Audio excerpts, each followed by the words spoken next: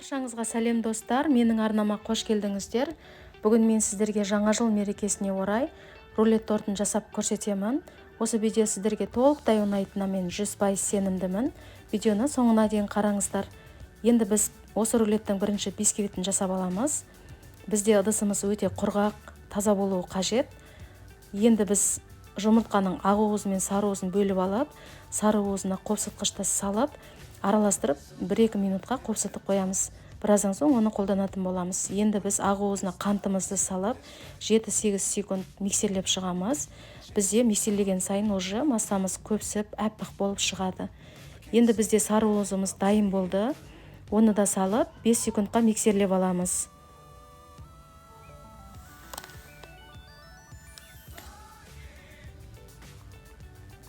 Соңында ұнымызды салып отырып, біз резиновый лопаткамен айландырып отырып көтеріп, араластырып шығамыз.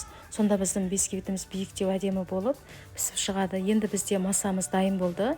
Оны мен бөлек 2 ыдысқа бөліп аламын теңдей.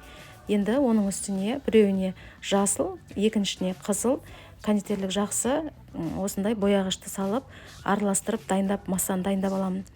Енді осыны біз кондитерлік мешокқа салып, оны да біраздан соң қолданатын боламыз. Біз енді тапамыздың бір шетінен бастап қызыл, жасыл және де қызыл жасыл қылып массаны құйып аламыз.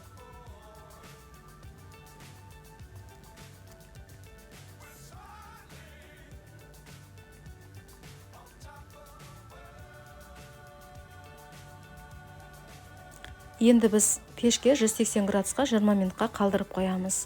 Біздің бисквитіміз дайын болғанша осындай кілегейде мен крем жасап аламын достар. Кілегейді осылай біраз миксерлеп алсаңыздар өте қою шаң болып шығады. Содан кейін ғана сахарный пудраны салып, оны да 5 минут миксерлеп аласыз. Содан кейін творожный сырды да салып, миксерлеп кремін жасап аламыз.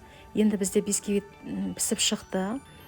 Осындай әдемі болып шықты. Енді дайын болған кремімізді толықтай барлық шетіне тегіс қылып жайып шығамыз.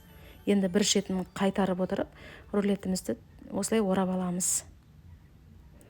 Енді мен соңында қалған кремді осылай мешаққа салып, бетіне жағып шықтым достар.